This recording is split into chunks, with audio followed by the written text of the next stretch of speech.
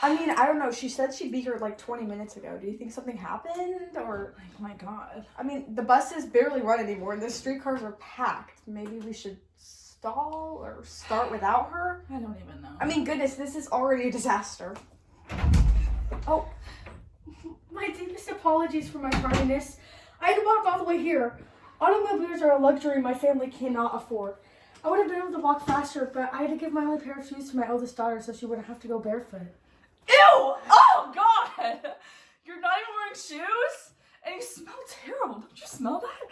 Oh god, how can you even show your face in my presence? How can I show my face? How can you show your face when so many have suffered because of your husband's ignorant and useless decisions? I mean, how could you have such corrupt morals? How could you look me in the eye and judge me for the conditions that your husband's poor leadership... Don't touch me. Okay, so welcome back to Couch Crash. Today we have our guests, Margaret James and the president's wife, Miss Lou Henry Hoover. I'm so glad to have you guys tuning in today. We're gonna talk about money, or more so the lack of it. And by judging literally everything happening lately, it feels very appropriate. Yeah, that sounds about right. Definitely lacking. Well, I suppose I can make it charming. Hello, peasants. Oh, I mean listeners. Right, okay. I'm gonna jump in before anything else gets thrown. So,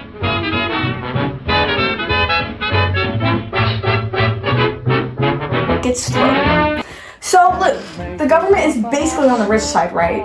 Like, how does that even work? Because from what I see walking around town, it definitely isn't benefiting most people. Oh, Vivian, sweetheart, it works beautifully if you're already wealthy. Massive tax cuts for the top earners, almost no regulation, and courts that consistently side with corporations over workers. Businesses are allowed to do whatever they want because the government insists they'll create jobs. So, less taxes for the rich, fewer rules for businesses, and everyone else just hopes it works out. Create jobs? Please. My wages haven't gone up in years. Unions are getting crushed, and factories are cutting workers while executives get richer. This is a crisis now. People are starving now, and Hoover's answer is to hand money to banks and hope it magically reaches us. That's the trickle-down thing, right? We're supposed to just wait, like the money will slowly drip down or something? Exactly. The idea is if the wealthy get richer, they'll invest. Businesses will grow, jobs will appear. In reality, most of the profits stay right where they are, at the top. Right, so it's like standing under an empty rain cloud. Meanwhile, the government collects less revenue, cuts no relief for workers, and pretends widening inequality is fine. Nothing says privilege like calling suffering temporary. Yeah, I keep hearing people complain in bread lines. It's not just one or two families either, it's like everybody. It seems like people are upset for a reason. Deeply, but not all of us, of course. Some of us are doing just fine, practically swimming in the stock dividends. Then there's the thing called the stock market, the so-called bull market.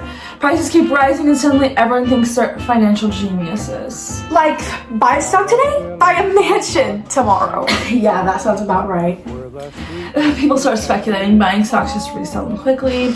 No research, no concern for actual company value, just greed and excitement, inflating prices beyond reality.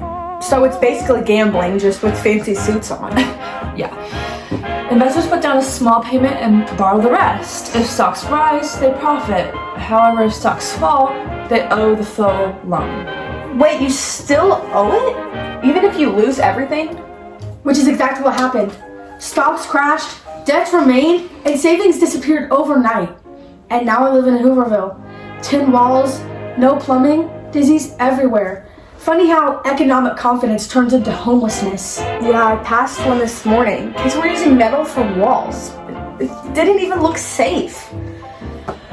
Moving on though, I've heard talks about machines on farms. That sounds like progress. Or at least it should make life easier. It could have, but people got too excited. They produced food like their life depended on it, which it did.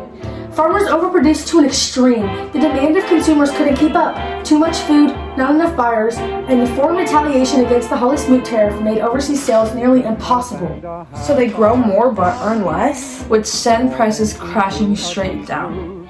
Oh, supply and demand. Too much food, not enough buyers. Exactly. Farmers can't sell their crops, can't repay loans, and lose their land. And And what about the factories? Same problem. Cars, appliances, clothes, mass production everywhere. Warehouses full of unsold goods. So companies cut production, drop wages, and fire workers. So, in turn, people lose jobs, then can't buy the things that are being made, which makes companies fire more people. Sounds like a big chain reaction. Like, that's awful. And since wages are already low, most people can't afford what's being made anyway. So to put it lightly, more stuff is just bad. More stuff doesn't feed a hungry family, or pay rent, or house my 9 children. Especially when everyone's paying on credit. Oh, do you pay on credit? Oh, No, never mind. Stupid. Like idiots. Installment plans look helpful until incomes drop and debts pile up. And then tariffs too, right? Other countries stop buying our stuff back? Yep, can't forget the tariffs. Holly Smoot raises taxes on imports, other countries retaliate, and suddenly American exports collapse. Farmers and factories lose even more buyers. So what does Hoover actually do then? Because all of this sounds like it needs some serious revamping and help. Well, I'm so glad you asked. He believes in laissez-faire, hands off, minimal government involvement. He says people should rely on self-help and private charity. Self-help? How exactly are people supposed to self-help when their banks are gone? My point exactly! Self-help? Our savings are gone because banks failed. There's no FDIC, no insurance, nothing. 1/3 of banks are collapsing, and we're told to try harder. Hoover needs to try to help the American citizens he leads rather than leaving them to suffer alone. So if your bank closes, your money's just gone? Like it up and disappeared? Well, you missed one tiny detail there, hun.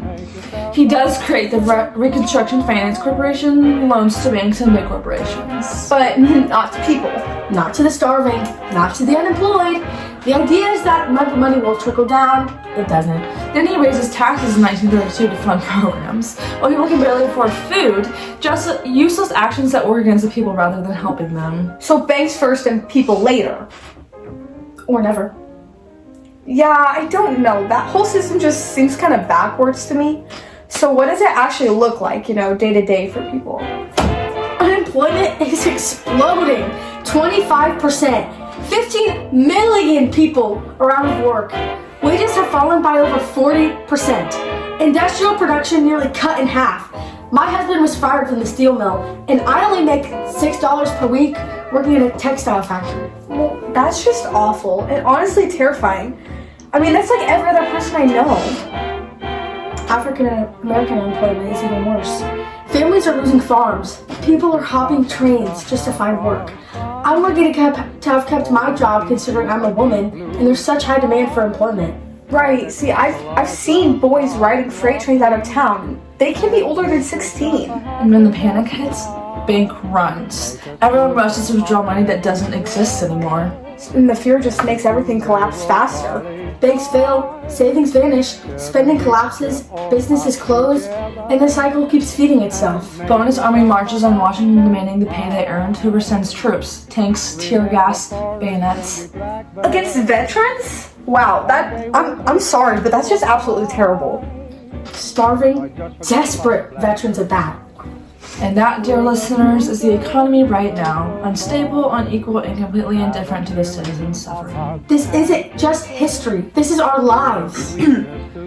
Alrighty, folks. It looks like that wraps up our show for today. Thanks for listening in on this week's episode. Stay tuned for next week where I'll be getting the inside scoop on life in the big leagues with special guest, Babe Ruth. What do you think? Okay? Okay, see you guys. Bye.